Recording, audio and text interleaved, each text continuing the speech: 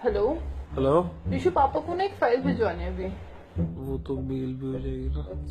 हाँ, एक काम करो, मेल कर दो ना। मेरे लैपटॉप रखा हुआ, खोलो उसे। अच्छा एक सेकंड रुको, मैं स्पीकर पे डाल रही हूँ तेरे को।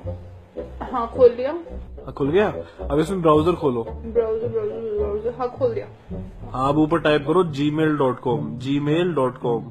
एक सेकंड जी। अब लेफ्ट साइड में एक वो होगा गूगल का लोगो। गूगल, हाँ दबा दिया। यार नहीं दबाना था वो। चलो सुनो, बैक करो। अब जो गूगल का लोगो है उसके नीचे एक होगा जीमेल लिखा हुआ, जीमेल। हाँ जीमेल, हाँ दबा दिया। अबे यार, वो भी नहीं दबाना था। जीमेल के नीचे एक कंपोज का बटन होगा। अच्छा अच्छा अच्छा, क्या कर रहे हो, दबाओ उसे। ओ ओके।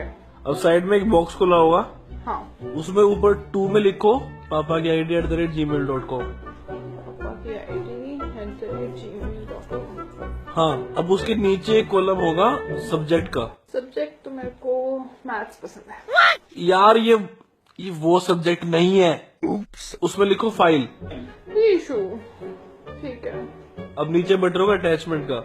हाँ, उस पर क्लिक करो और फाइल सर्च करो। फाइल ढूंढने क्या है, ये रखिए मेरे साइड में रखिए, ये रही फाइल तो मेरे पास।